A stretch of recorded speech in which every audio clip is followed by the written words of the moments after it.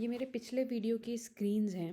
अब हम इसी कोड को कंटिन्यू करेंगे, बट इन 3 चीज़ों को हटा देंगे। तो अपन यहाँ पे एक नया डायरेक्टरी बना लेते हैं जहाँ पे लिख लेते हैं अपन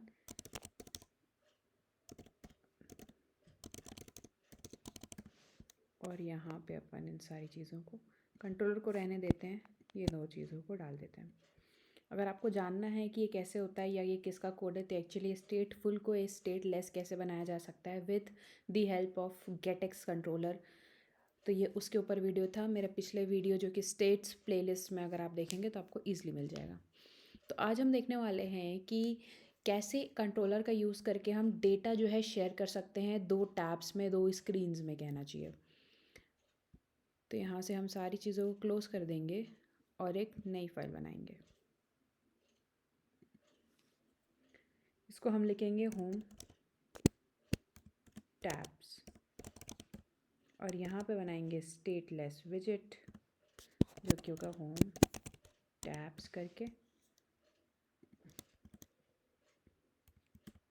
ओह सॉरी,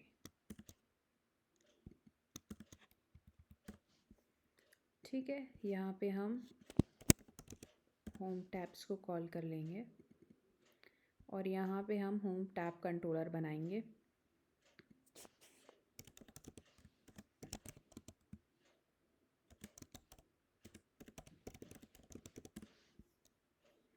ओके, इसको ओपन कर देंगे क्लास।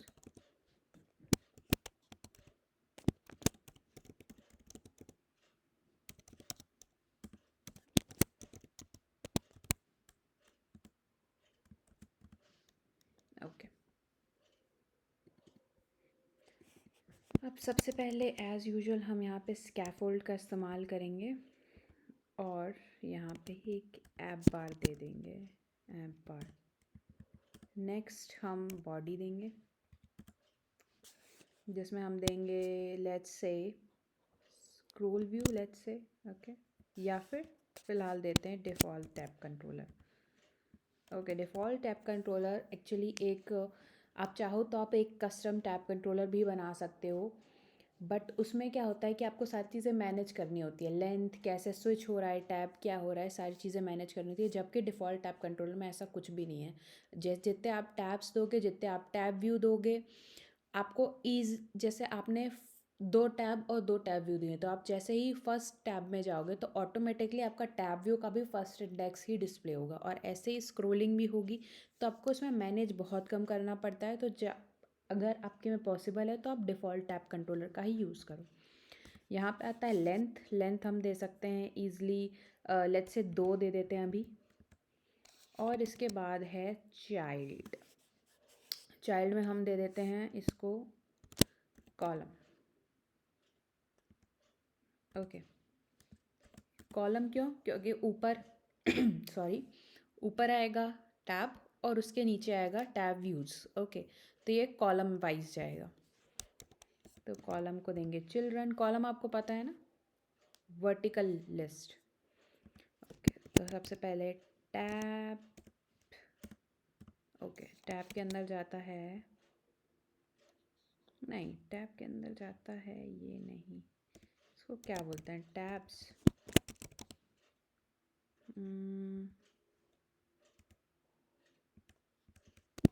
टैब व्यू, टैब बार, सॉरी टैब बार। और टैब बार के अंदर मिलता है टैब्स। थोड़ा बहुत भी पता हो तो सर्च सोच करके आप आराम से उसको कर सकते हो, कभी टेंशन मत लो। आपको लगे कि यार ये मैं याद कैसे करूँगा, इतना सारा टैब के बाद टैब बार होता है, ये होता है, ढूंढ ढांड के मिल ही जाता है।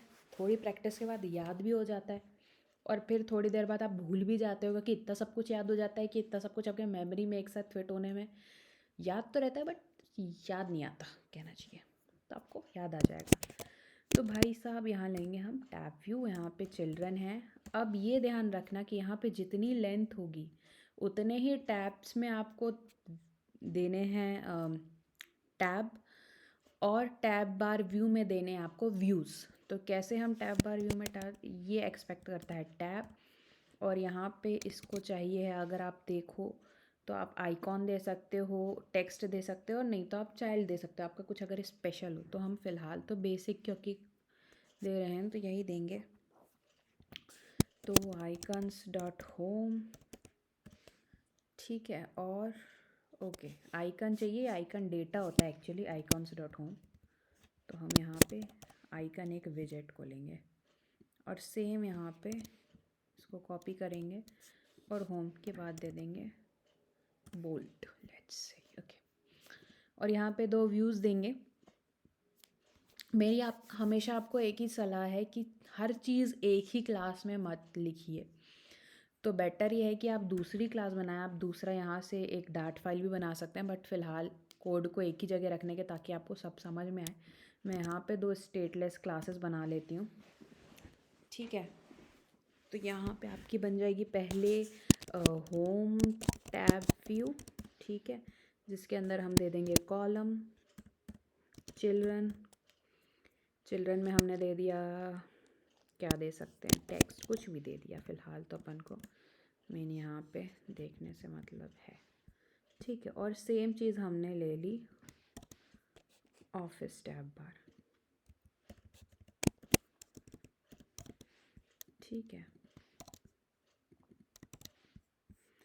यहाँ पे हमने इसको किया। और जितना ज़्यादा आप स्टेटलेस विजिट्स को स्प्लिट करेंगे ना वो बहुत अच्छा होगा, क्योंकि आपके जो स्टेट्स हैं और आपका जो कांस्टेंट एब्स्ट्रैक्शन हर चीज़ बहुत ही क्लैरिफाई होगा। आप एक जगह कोड नहीं लिख रहे हो और आपके कोड जो है वो सेपरेटेड है, क्लियर है, ईज़िली रीडेबल है, ये सारी चीज़ें से।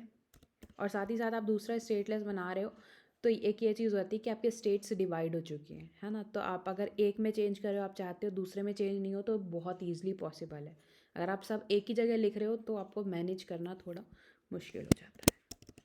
तो आप धीरे धीरे खुद समझते जाओगे किसका क्या महत्व है वैसे तो, पर ठीक है, ठीक है। ये हो गया अपना काम, सेव करते हैं। और यहाँ पे डेटा ABC, ठीक है। हाँ, लेट्स सी,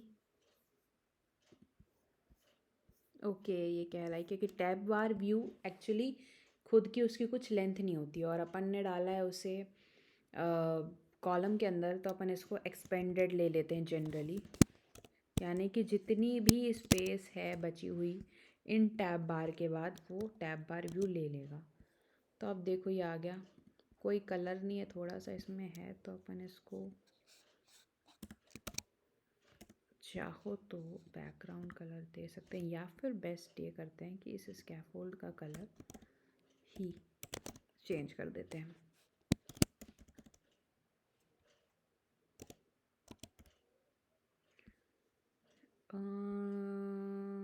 पर्पल, ठीक है। ये ऐसा कुछ दिख रहा है ABC।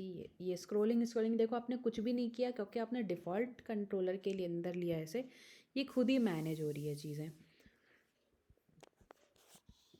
अब अपने को डेटा शेयर करना है, तो डेटा शेयर करने के लिए सबसे पहले अपन एक थोड़े थॉट प्रोसेस बनाते हैं कि अपने को शेयर करना क्या है। तो लेट्स से यहाँ पे अपन एक स्विच बनाते हैं जो कि डिसाइड करेगा फ्रेशर या एक्सपीरियंस, ओके। और यहाँ पे इस टैब में अपन को वैल्यू दिखानी है फ्रेशर एक्सपीरियंस, ठीक है। तो क्या हो रहा है, डेटा मैनिपुलेट हो रहा है एक दूसरे के अकॉर्डिंग। इस टैब में कुछ चेंज हो रहा है और वो चेंज यहाँ रिफ्लेक्ट हो रहा है, राइट। तो यहाँ पे हम कंट्रोलर में एक दे देंगे बूल जो का होगा इस फ्रेशर, ओके। इसको अपन इनिशियली कर देते हैं फॉल्स और इसका गेटर सेटर बनाते हैं, यहाँ पे कर देते हैं अपडेट। तो जो कि इसका मेन पेरेंट विजेट है उसमें अपन इसको हमेशा पुट कराएंगे, यानी कि फर्स्ट टाइम इनिशियलाइज कराएंगे। तो ये हो जाएगा होम टैब कंट्रोलर। इसको सिर्फ आप कॉन दे दो, बहुत जगह यूज़ होता है, गेट डॉट पुट, ओके।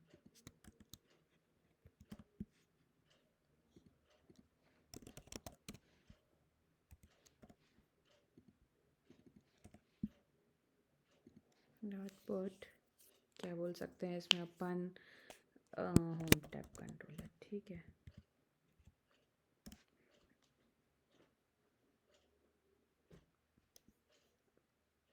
अब कायदे से तो यहाँ पे एक्चुअली कुछ भी नहीं हो रहा है, ना यहाँ पे ना यहाँ पे। उसके पहले का तो कोई सीन ही नहीं है, पर चलो आपने यहाँ पुट करा दिया। आप चाहो तो कहीं और इधर पे पुट करा सकते हैं नीचे, पर कोई दिक्कत नहीं है। अपन को ये दो चीज़ें यहाँ ले जानी है, और एक बार अगर कंट्रोलर ऑलरेडी पुट हो चुका है तो अपन इसको करते हैं फाइंड। ओके,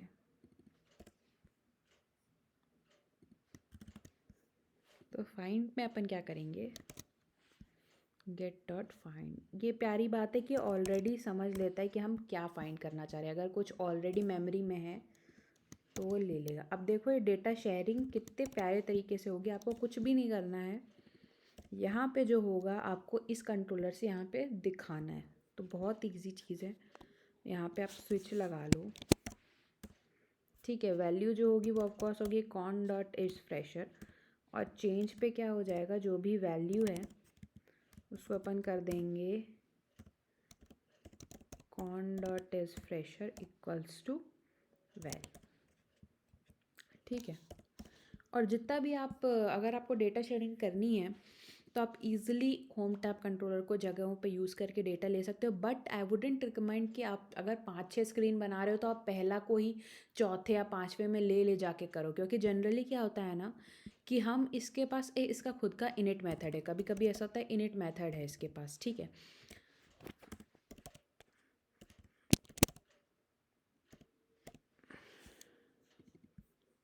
एक सेकेंड, कभी कभी ये पकड़ता नहीं है। ओके, ऑन इनिट है, एक बार ऑन इनिट लिख के देखो। चलो कोई नहीं, ठीक है। तो जब अपन को कोई एपीआई कॉल कराना होता है, कुछ आर्ग्यूमेंट लेने होते हैं, तो हम यहाँ पे लिख देते हैं वो, ठीक है। एपीआई कॉल हो रही है, चीज़ें हो रही हैं, यहाँ पे बहुत सारी चीज़ें हो रही हैं। और हम अब क्या करते हैं, आगे जाते हैं कहीं पे भी, तो ये होम कंट्रोलर को इधर से डेटा चाहिए तो इधर से ही पुट कर देते हैं, कहीं पे भी किसी भी स्क्रीन पे जहाँ पे एपीआई कॉल की रिक्वायरमेंट नहीं भी है, बिना देखे। तो ये क्या होता है, आपका मेमोरी जो है ना बहुत लीक हो जाता है। तो आप हमेशा ध्यान रखें जब भी आप पुट कर रहे हैं, इसका मतलब ये है कि आप उसके ऑन इनिट को कॉल कर रहे हैं, तो आप इसको हर जगह भी पुट ना करें। जहाँ आपके जैसे ये एक स्क्रीन है, शेयर्ड डेटा है, तो आप बिल्कुल पुट कर रहे हैं, कोई दिक्कत नहीं है।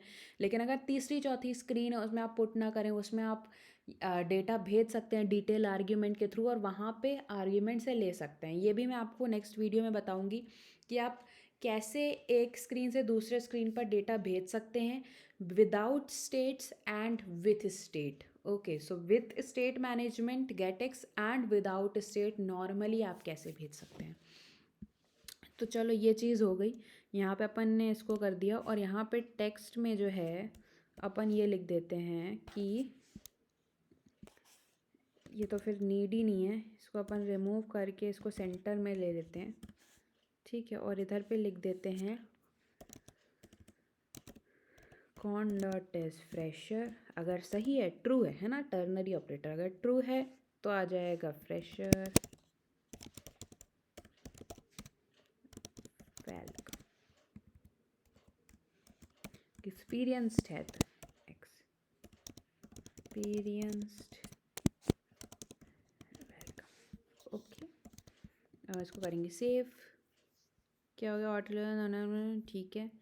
नॉन कांस्टेंट को कांस्टेंट किया है तो इसको दुख है, तो हम वापस से रन कर लेते हैं। ये स्विच है, ये ना बहुत ही गड़बड़ व्यू दिख रहा है अपन को, तो इसको अपन रिमूव करके सेंटर में ले आते हैं, ठीक है। ये पूरा एक व्यू है, और इसका ना कलर भी चेंज कर देते हैं बाय द वे। तो इसको कर देते हैं अपन कंटेनर में, जो कि होता है कलर कलर्स डॉट वाइट, और इसका पर्पल, ठीक है।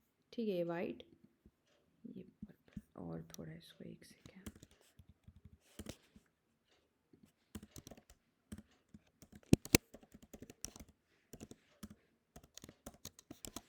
ओह सॉरी, ठीक है, वाइट येलो। तो हमने इसको किया, ओके। जब हम इसे चेंज करना चाहते हैं तो इसे हमें गेट बिल्डर के अंदर डालना पड़ेगा, राइट। तो हम सिर्फ इसी को गेट बिल्डर के अंदर डाल देते हैं।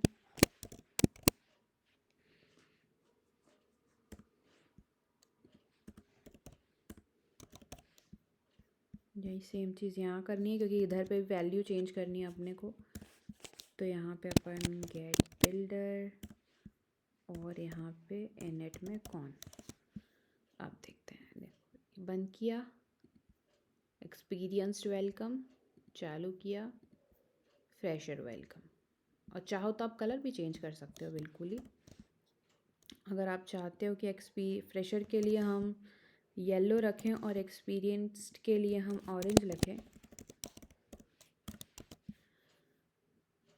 देखो ऑन है फ्रेशर है येलो है, ऑफ है ऑरेंज एक्सपीरियंस्ड है। तो आप बहुत सारी चीज़ें चेंज कर सकते हो, डेटा शेयर कर सकते हो। अब वरना आप सोचो आपने यहाँ पे बनाना था और आपको इन दोनों में पास करना होता, यहाँ पे फिर उसको यूज़ करना होता, ठीक है। वो भी पास करके आप इसको मैनिपुलेट करते और आपको चाहिए होता यहाँ चेंज होने के बाद इधर पे जो जा रहा है वो चेंज हो ऑन।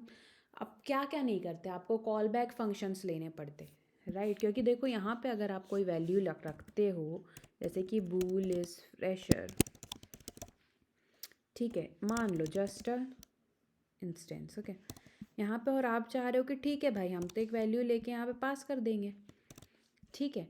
तो जब आप यहाँ पे ये वैल्यू लेके पास कर भी देते हो और आप यहाँ पे इस फ्रेशर चेंज कराते, तो यहाँ का इस फ्रेशर चेंज नहीं होता ना, फिर आपको कॉल बैक फंक्शन बनाना पड़ता है, राइट। कॉल बैक से क्या होता है, आपको कॉल बैक पे वीडियो चाहिए उस पर भी कमेंट कर दो कि कॉल बैक कैसे करते हैं।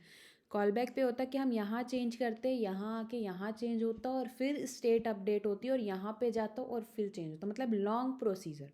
और अभी आपने क्या किया, शॉर्ट में सीधे कंट्रोलर के थ्रू आपने डेटा जो है शेयर कर दिया। और यहाँ पे मैंने यहाँ पे क्लासेस बनाई हैं, अगर आप चाहते तो आप यहाँ पे न्यू डाट फाइल्स बनाते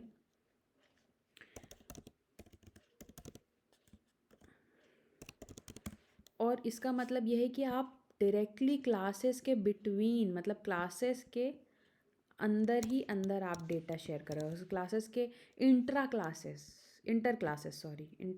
आप चेंज कर रहे हो, सॉरी।